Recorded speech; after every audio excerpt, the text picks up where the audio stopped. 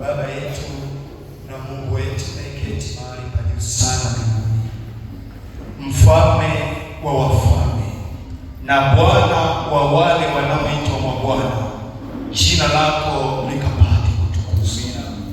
Tazama Bwana, katika masaa haya tena umetukubali sisi wenye dhambi kuja mbele zako. Ninakusihi, jambo la kwanza, ukasamehe dhambi, uovu na makosa yetu, ukatutakase kwa ile damu iliyobubujika pale Kalvari. Na Baba, unapotusafisha kwa damu yako, sasa tunaomba Bwana, ibada yetu ya leo ikapate kibali machoni pako. Uwepo wa Roho wako Mtakatifu na nguvu kutoka katika kiti chako cha enzi ikaonekane mahali hapa. Mtumishi wako ambaye umemkubali anene nasi siku ya leo, ninaomba ukamtumie sawa sawa na mapenzi yako Baba, na sisi sote tutakapotoka hapa, Yesu, neema yako Bwana yatosha. Tumeomba haya kwa imani katika jina la Yesu Kristo, Bwana na mkombozi wetu, amen.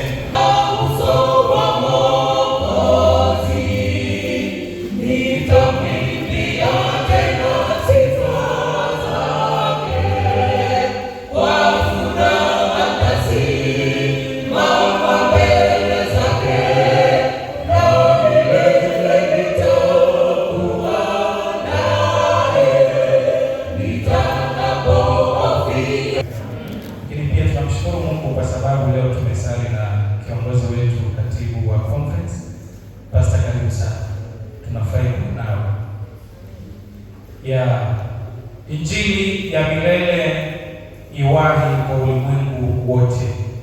Ili Injili ya milele iwahi katika ulimwengu wote, huenda tusiweze kufanya sisi kama sisi kwa miguu, kwa kutembea, lakini kwa njia ya redio. Tunasema hivi, unapofanya effort ambayo tunafanya kesho kutwa, mwinjilisti utakuwa na effort yako. Lakini hebu jaribu kutathmini na kuangalia watu tutakao kukutana nao pale.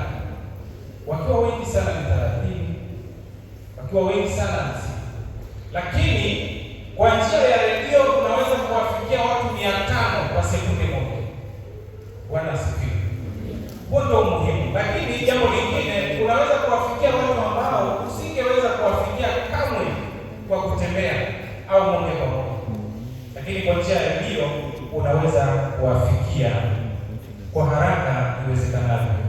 Sasa itambue au ijue AWR. Ngoja niulize kwanza, wangapi wanaifahamu AWR, redio ya Wasabato ulimwenguni? Kwa sababu ni vya kwetu na kwa mahususi ya kupeleka Injili.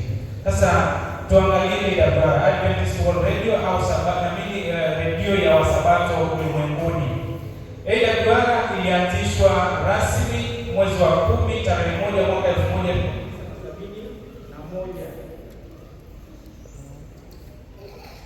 Ilianzishwa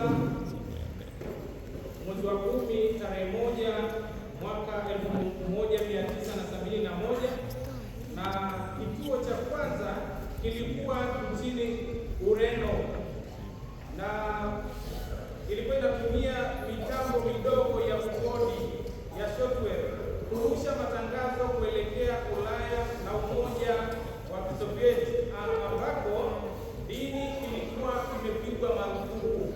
Kwa hiyo ndio lengo kubwa na walifanikiwa, pamoja na kwamba dini ilipigwa marufuku, lakini waliweza kutumia mbinu hiyo ili kuweza kufikisha ujumbe, kufika mahali ambapo wamisionari wa ana kwa ana wasingeweza kufika, kupewa kwenye kuzuiliwa kwenye mageti yaliyofungwa, yenyewe inaweza kuvuka na kufikisha ujumbe.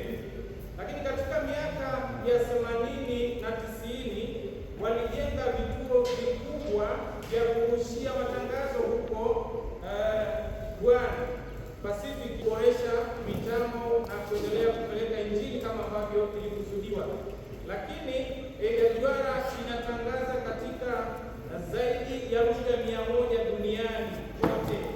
Hii inawafanya kuwa miongoni mwa watangazaji wa kidini wenye lugha nyingi zaidi duniani, wakilenga ambao ni vigumu kuwafikia kwa njia ya kawaida. Wako watu ambao hatuwezi kuwafikia kwa njia ya kawaida, lakini huenda wasikusikie, huenda wengine hawafahamu lugha tunazofahamu sisi, lakini AWR imebuni mbinu ya kurekodi vipindi kwa njia ya lugha mama au ya wahusika, hasa katika jamii za wafugaji na wale wengine ambao sio asili yao kwa dini ya Kikristo kama Waislamu, Waarabu na kadhalika, na kufikia kila mahali.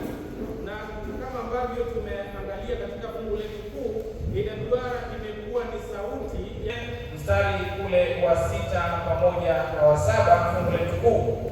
Neno la Mungu linasema, kisha nikaona malaika mwingine akiruka katikati ya mbingu, mwenye injili ya milele, awahubiri hao wakao juu ya nchi na kila taifa na kabila na lugha na jamaa.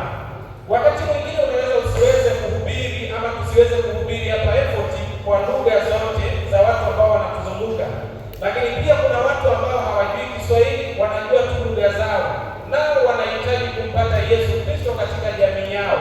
AWR imekuja na mbinu hiyo ya kiteknolojia ya kuweza kumfikisha Yesu katika maeneo ambako mimi na wewe tusingeweza, na ndio maana wakaweza kuwa na lugha mbalimbali, lakini kwa mataifa yote. Asante.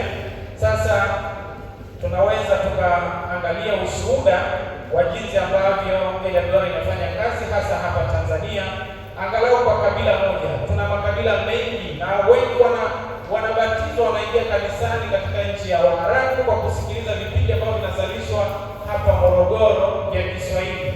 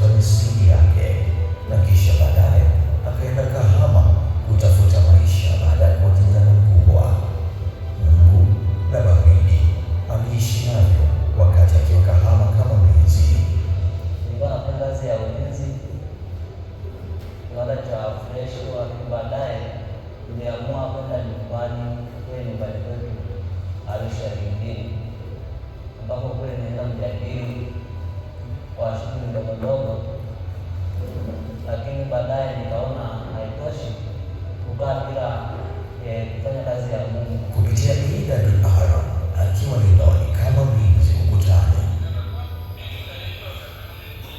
William alifuatilia redio hatua kwa hatua.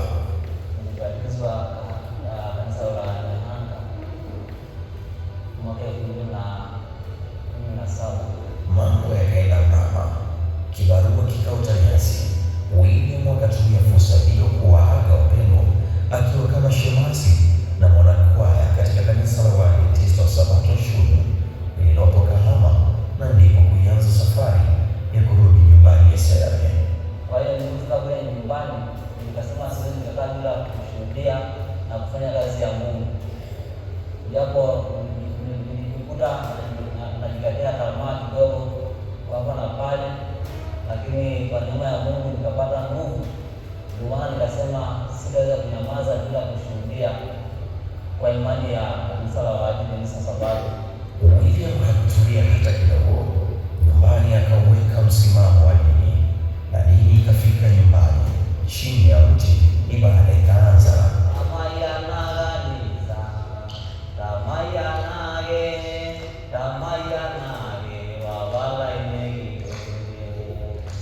Ni mwendo wa zaidi ya kilomita 209 kufika mpaka katika mji wa Loliondo, ukitokea katika kijiji cha Zele, na hapa ndipo uaminifu wao ukaonekana, maana zaka na sadaka ilipokuwa ikipatikana ilikuwa ni gharama kubwa kuisafirisha kuliko sadaka yenyewe. Wakaamua kuitunza kupitia mifugo. Na kumbuka, watu hawa William na mkewe hufanya biashara ya uuzaji nyama, na hata wanachokipata hutenga zaka na sadaka. Nikawafundisha maana ya kutoa zaka na sadaka. Nikamwambia ukitaka kubarikiwa zaidi lazima utoe zaka na sadaka. Tukaanza tunakutoa zaka na sadaka hapa kanisani hapo chini, na tukakusanya zaka na sadaka. Baadaye tukafikia nasema sasa hapo hizo zaka na sadaka nitapeleka wapi? Maana mawasiliano na kanisa hakuna.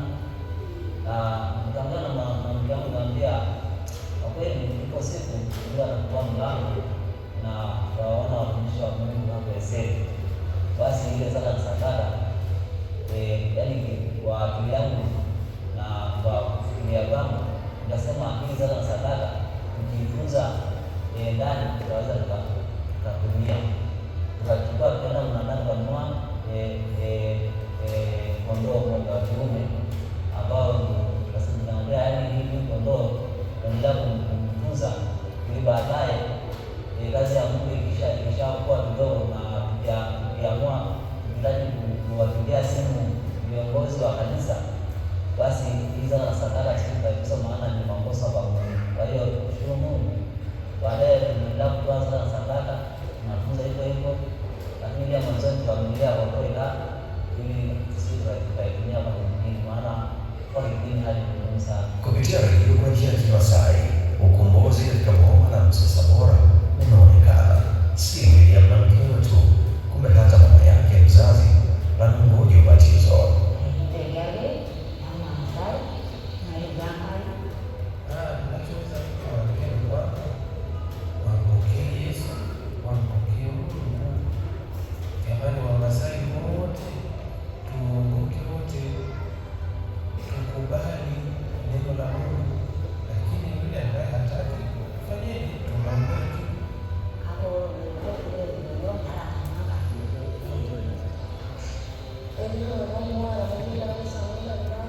Kuna watu wengi ambao wameshaamini neno hili, na mara ya kwanza tulikuwa wengi, baadaye wakapungua, lakini siku hizi tena wanaanza kurudi, tunakuwa wengi. Toka mmeomba alipoamini, maisha yalibadilika na hata yeye mwenyewe alibadilika. Sasa ni kutoka katika chini ya mti hadi katika eneo zuri la kuabudia, ni katika shule ya sekondari na msingi. Sadaka yako kupitia Ida Duara imemfikia William akiwa Kahama,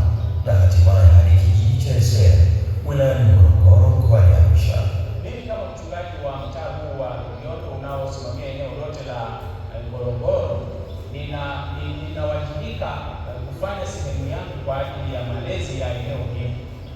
Tutajitahidi sana kwa namna itakavyowezekana, ingawa ni mbali kilomita 209, lakini tutapambana kwa njia ya mawasiliano na kwa kugharamika kwa namna yoyote kufika kuwasalimia na kuwatia moyo. Lakini tunaona jinsi gani kazi ya Mungu inavyosonga mbele kwa kasi na Mungu anapofanya matendo yake makuu. Nyayo za upekuzi zimepekua, kilomita tunazikata, vumbi tumelivuta usiku na mchana. Sadaka yako itasaidia kuyafikia maboma mengine kama haya ya Isere, Kwao na Wigan.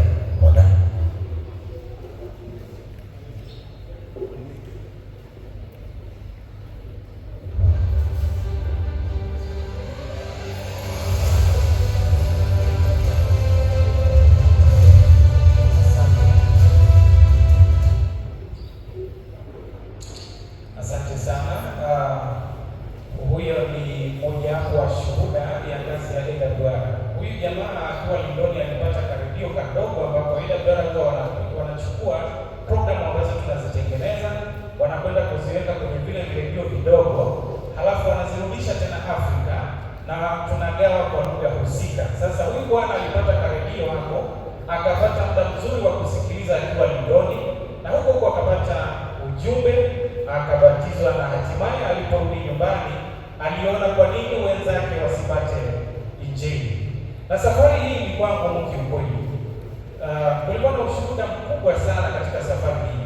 Siku tulipoenda, kwanza tulienda mpaka Loliondo mjini, alafu tukalala asubuhi hadi saa 12 tukatoka na gari hiyo ndio hapo saa 12. Lakini cha leo tumeenda kufika saa 2 ya usiku. Bado ni mtaa huu mmoja ambaye mchungaji anaulinda. Sasa kwa nini nisema kwamba Mungu wakati mwingine yupo kwenye ile safari? Tulienda na tukaingia kwa geti la kuingia Ngorongoro. Hatukujua kwamba inabidi ulipie gari na sisi wenyewe tujilipie ili tuweze kupenya ama kupita katika mbuga za Ngorongoro. Watu kujiandaa. Lakini cha ajabu tukakutana na askari aliyekuwepo pale, ni Msabato. Akaamua kulipia kila kitu. Ilikuwa ni shilingi 70,000 sisi pamoja na gari. Akalipa free. Sasa tukaenda, kumbe baadaye tulikosea hata njia ya kufika kijijini kwa huyu jamaa. Tukapita njia nyingine, tukaenda tukapita karibu na boma fulani hivi, akatokea Masai moja, akaja kutuomba lift. Tukampatia lift, tukaenda. Unajua hatukujua mpaka leo sisi tunasema yule alikuwa Masai wa kawaida. Huenda ni Mungu au ni malaika. Kwa nini? Tulipita njia ambayo ni mbaya. Alafu bahati mbaya tuko porini kabisa kiasi kwamba tungekwama hapo. Ni maeneo ambapo simba wanapita, tembo wanapita usiku. Halafu mvua ikaanza kunyesha na udongo ni ule wa kuteleza. Sasa huyu Masai akatuambia, kwa kweli tumepita njia mbaya, lakini twendeni tu. Mwisho wa siku ikafika hatua akashuka, akasema nyinyi mnifuate. Anapita mbele, anamoa mawe. Mawe ni makubwa, lakini anamoa ili gari iweze kupita. Sasa tukashangaa na nguvu gani? Anamoa, anapita, tunapita, anakimbia mbele ili atengeneze njia. Sasa ikafika hatua gari ikazima. Tukaendelea kutafuta namna kufanya gari wake. Yeye akarudi akasema shida ni nini? Tukafunga bonnet, akaangalia, kumbe betri ilikuwa ina waya ulikuwa unacheza. Akaenda akachukua kitandazo amekitoa wapi, akaja akakifunga pale kwenye ile betri, akamwambia dereva washa sasa tena. Gari ikawaka, tukaenda. Akatupeleka mpaka tushapotea njia na kiukweli hatujui, na mawasiliano yamekata ya huyu jamaa William Sabore. Kwa hiyo hata tukipigia simu hakuna, tuko porini. Tukafika mahali jioni sasa na mvua imeanza kunyesha. Sisi akatuambia hivi kwamba nendeni, kuna mtu nimemwandaa atawapokea, atawafikisha hapo huko mbele, maana mimi nimefika. Sasa akaondoka na hatujui ameishia wapi, tuacha tu ametuaga kwamba kuna mtu atawapokea, akaondoka. Tulipokosea njia kupita njia nyingine, gari yenyewe ikakataa, ikageuka tu, maana kuna utelezi wa kutosha, ikageuka yenyewe ile ikarudi huko tulikotoka. Kwa tukarudi, mwisho wa siku tukapata barabara sasa, tukaenda hivyo. Usiku umeingia, hatujui tunakokwenda. Tukawakuta watu wamekaa mahali jioni wanacheza draft kwenye kambi fulani hivi. Tukauliza na tukawaeleza kwamba tunaenda Esere. Wakatushangaa, usiku huu bado ni mbali, Hapo tukaanza kukatana tamaa. Yeye akatuambia yeye ndio tu hivi na kadhalika mtafika. Tukaenda tukafika mahali ambapo kiukweli njia ilikuwa ni mbaya na mvua ilinyesha. Kidogo gari ilianguka. Lakini basi Mungu akatunusuru tukapita salama kidogo. Tukaenda tukakutana na Noa ilikuwa inatoka huko imewaleta abiria. Noa ikashindwa kupita hapo tulipopita sisi. Kwa hiyo watu wakashuka watembea na miguu, Noa inabidi igeuze sasa. Sasa akawa ndio mkombozi wetu akatuongoza. Yule jamaa akatuambia mnaenda Isere hiyo. Mnifuate. Ni usiku huo akatupeleka mpaka tukakuta barabara sasa ambayo inaenda mpaka kwa William Saboda. Akatuambia sasa hapa ndio njia ile. Bwana asifiwe. Kwa hiyo Mungu wakati mwingine anakuwa pamoja nasi tunapojaribu kupeleka injili, na ni maeneo magumu ambapo kiukweli ukitumwa hata siku nyingine utaona shaka kwenda, lakini redio inaweza kwenda. Bwana asifiwe. Kwa hiyo fungu letu kuu lile ni kama ninavyosema kwamba kisha nikaona malaika mwingine akiruka katikati ya mbingu mwenye injili ya milele, wahubiri hao wakao juu ya nchi na kila taifa na kabila na lugha na jamaa. Mstari wa 7, akasema kwa sauti kuu, mcheni Mungu na kumtukuza, kwa maana saa ya hukumu za Kiislamu au komunisti, ili kutimiza sharti hili la kila lugha, kila jamaa kufikishiwa ujumbe.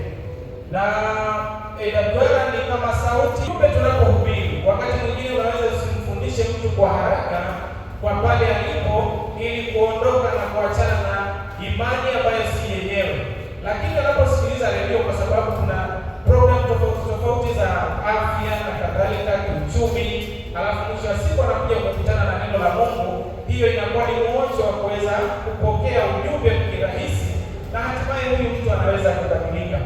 Unajua ni vigumu leo hii kwenda kusimama na mtu na kumfundisha, lakini kwa njia ya redio inaweza ikawa ni rahisi kusikiliza ujumbe wako ambao umeiweka katika redio. Sauti isiyoweza kuzimwa. Wakati mhubiri anaweza kufukuzwa nchini, mawimbi ya redio hayawezi kuzuiwa na visa au na passport.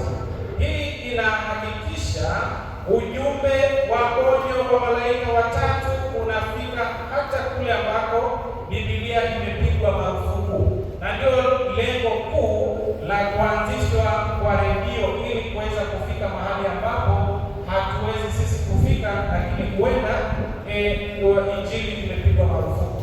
Lakini hii pia bado roho ya unabii inaweza kueleza na kuonyesha umuhimu wa ujumbe huu. Ile White katika kile kitabu cha Evangelist ukurasa wa 105 anasema hivi: njia zitafunguliwa ili kuifikia mioyo ya watu. Baadhi ya mbinu zitakazotumiwa katika kazi hii zitakuwa tofauti na mbinu zilizotumiwa katika kazi huko nyuma. Hebu kusiwepo na yeyote atakayetoa sheria ambazo zitazuia njia ya kile ambacho Mungu anakitenda kwa njia ambazo hatujazitarajia. Bwana asifiwe. Kwa hiyo wakati mwingine tunapaswa kuiruhusu vyombo hivi vifanye kazi, kwa sababu ni tofauti na zamani. Zamani ilituhitaji tutembee kwa miguu, ili tuhitaji tuende wenyewe, lakini leo hii unapotoa sadaka yako umeisaidia kazi ya Mungu kusonga mbele, lakini umeisapoti sauti hiyo kufika mahali ambapo huenda tunapigwa marufuku kufika kabisa. Lakini katika kile kitabu cha Evangelist ukurasa hiyo katika kile kitabu cha Testimony for the Church volume ya 4 ukurasa wa 388 anaendelea kusema kwamba vyombo vya habari ni chombo chenye nguvu cha kuelimisha akili na mioyo ya watu. Ni njia ya kufikisha nuru kwa haraka sana. Bwana asifiwe. Kwa sababu redio inafika haraka kwa watu wengi zaidi kuliko ambavyo tungeng'ang'ana kama ambavyo huwa tunang'ang'ana kwenye effort. Na kiukweli effort ni nzuri, ila lazima tufanye kama kawaida, lakini tunaweza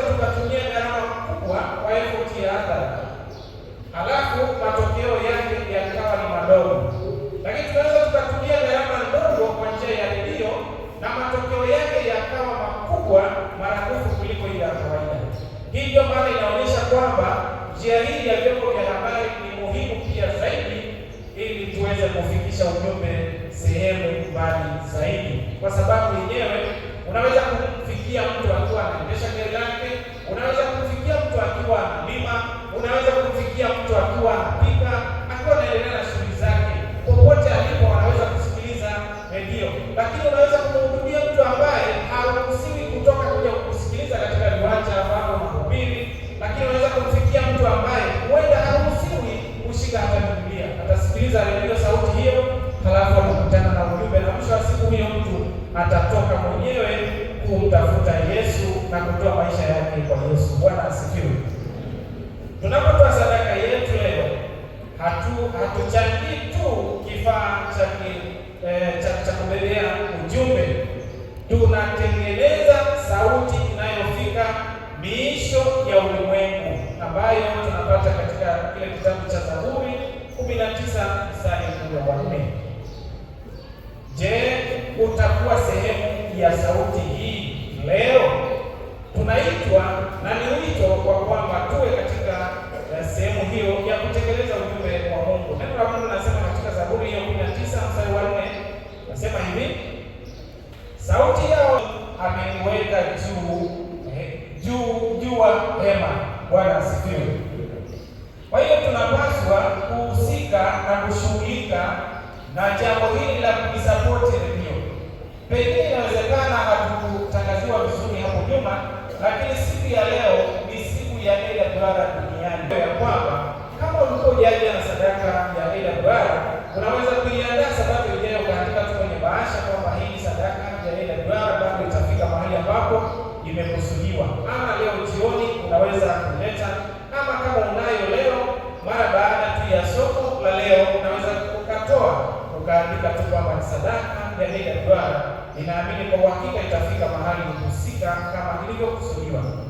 Na tunapohitimisha leo, tunapoitafakari sabato hii ya AWR, tunakumbushwa kwa sisi ni sehemu ya malaika anayeruka na kupeleka ujumbe wa malaika watatu. Sadaka yetu maalum ya AWR tunawezesha mawimbi ya redio kuendelea kuruka na kuwafikia wale ambao hawajawahi kusikia jina la Yesu. Bwana asifiwe.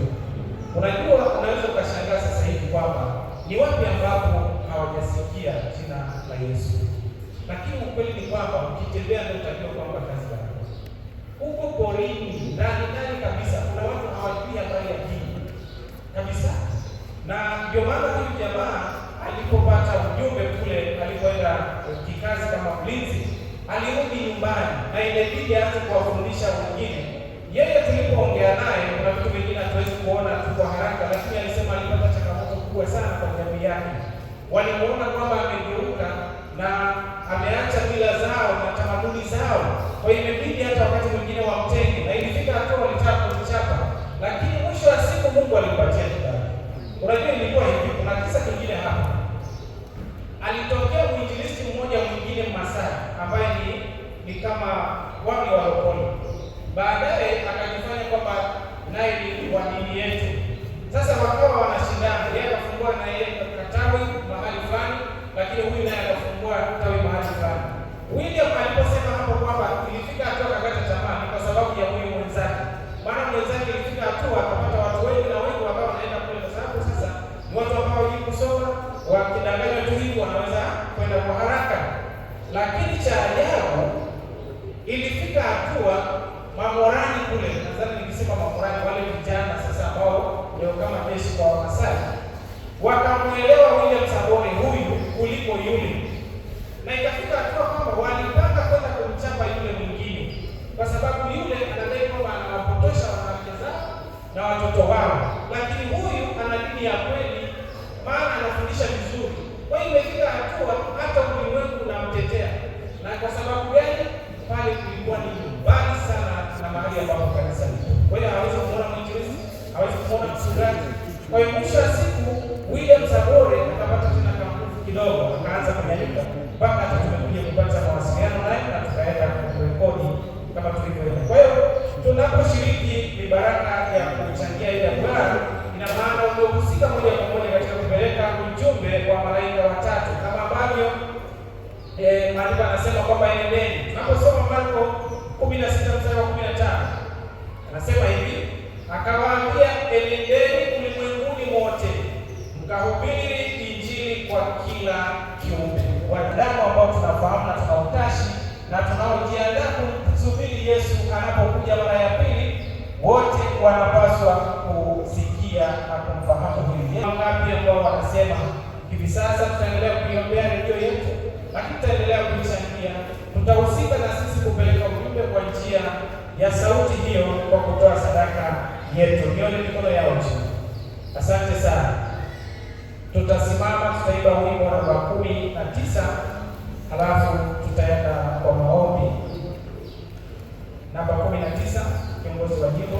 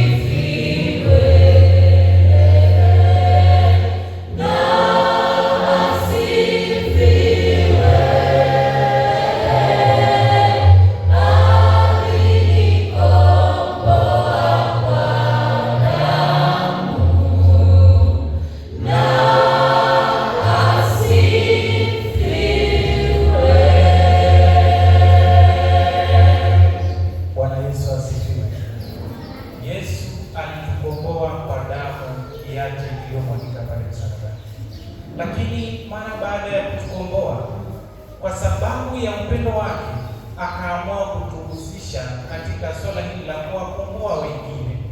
Kwa maana hii, unapotoa sadaka yako, umehusika katika namna ya kumkomboa mtu mwingine amfahamu Yesu na kuingia kanisani. Lakini sio kuingia tu kanisani, kubadili maisha yake na kuwa mtakatifu. Bwana asifiwe.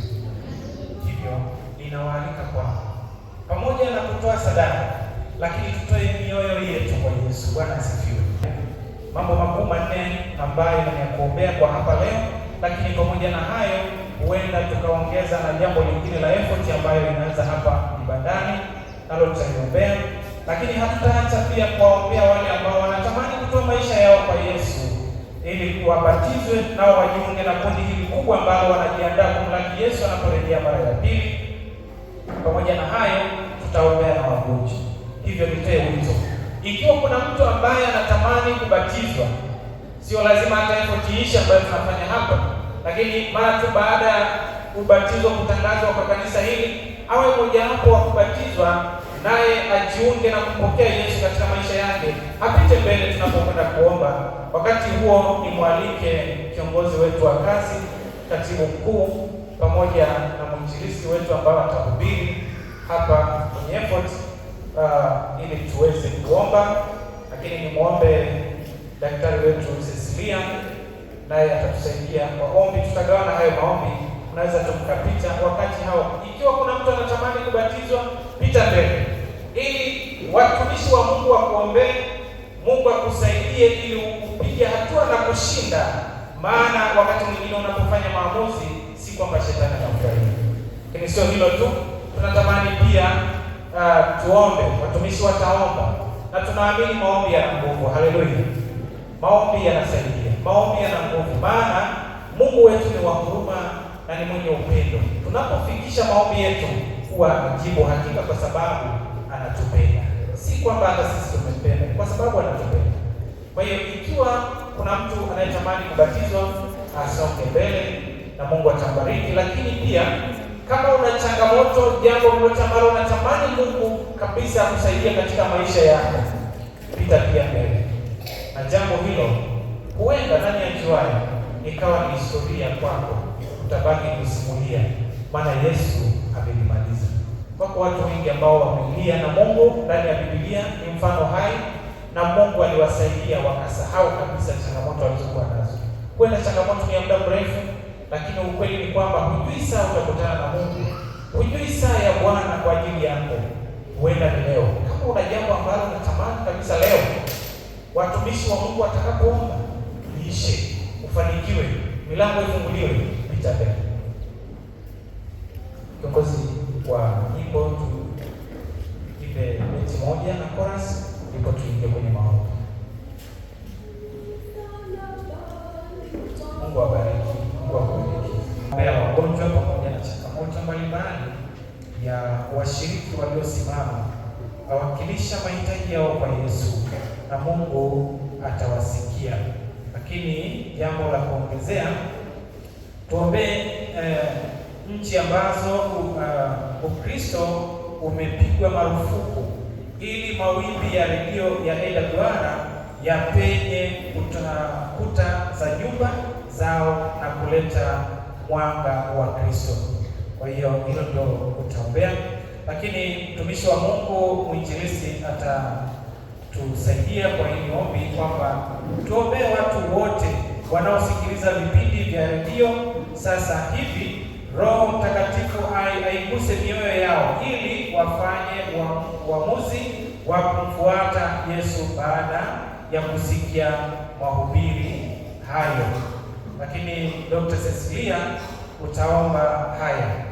Tuombee watumishi na mafundi mitambo na viongozi, akiwemo mchungaji Daktari Robson Mkoko na timu yake kwa ujumla ya vyombo vyetu vya habari hapa nchini, pamoja na wengine wote ulimwenguni, ili Mungu awape hekima, ulinzi na nguvu ya kuendelea na kazi hii.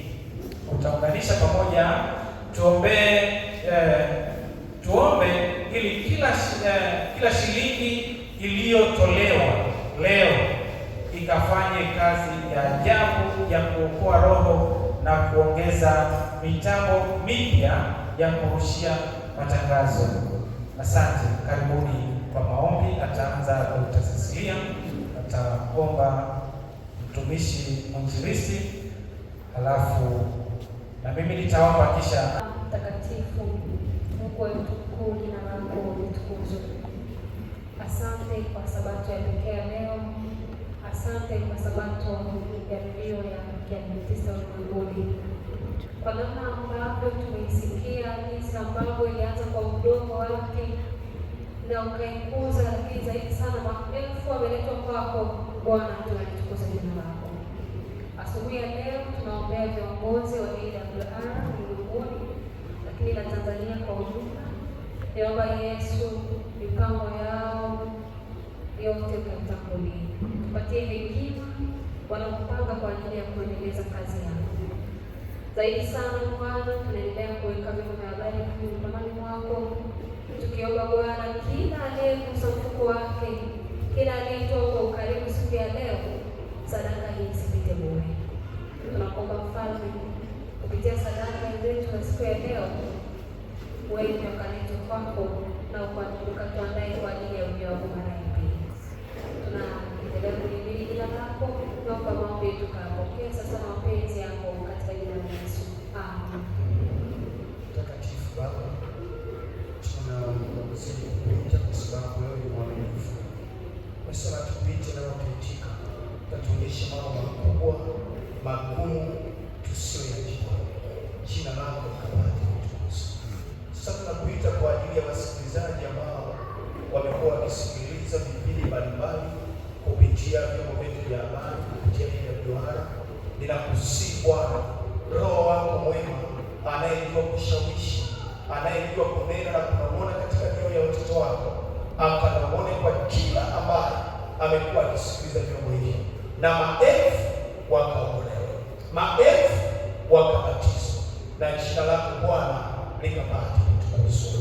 Na kwa sababu wewe ni mwaminifu Bwana, tenda kuliko hata tunavyofikiri katika mawazo yetu, kuliko hata tunavyofikiri katika akili zetu. Na unapofanya hivyo, sifa na utukufu na shukrani vikurudie wewe. Asante kwa ajili ya maelfu watakaobatizwa na kuokolewa, ni katika jina la Yesu. Amen. Pamoja na hayo, Mungu wa mbinguni, tunakuja mbele zako tena nikishukuru kwa sababu umesikia maombi ya watoto wako.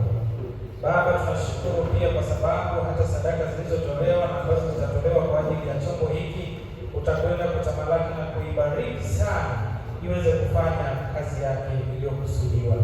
Lakini kwa namna pekee tuna effort ambayo inaanza hivi karibuni hapa katika viwanja vya hapa Kibandani.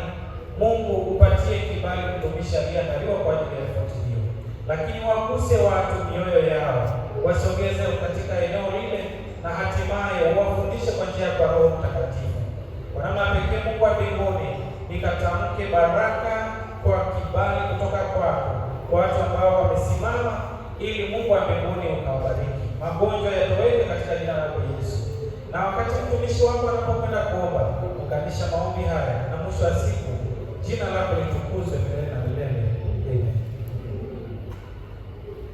Kuna nchi ambazo Kristo amezaliwa. Kuna nchi ambazo Kristo neno lako halijahubiriwa bado, lakini tunaomba sasa kupitia mawimbi ya redio AWR yakapenyeze katika kuta zao, yakapenyeze kwenye nyumba zao, na hatimaye Kristo kupitia injili inayohubiriwa kupitia redio hii, Baba, watu wako wakapata kusikia habari zao. Watu wako wakukiri wewe Yesu Kristo kama Bwana na Mwokozi wa maisha yao, na kundi kubwa likaandaliwe kwa ajili ya ujio wako ulio karibu, na imani ya kwamba kupitia mawimbi ya redio AWR Kristo utahubiriwa hata maeneo ambayo wamezuia kusikia habari zao. Tunaomba sasa watakapokuwa wakichuni redio zao, redio AWR ikanasi kuliko redio nyingine zote, ili watu hao wakapata kusikia habari zao.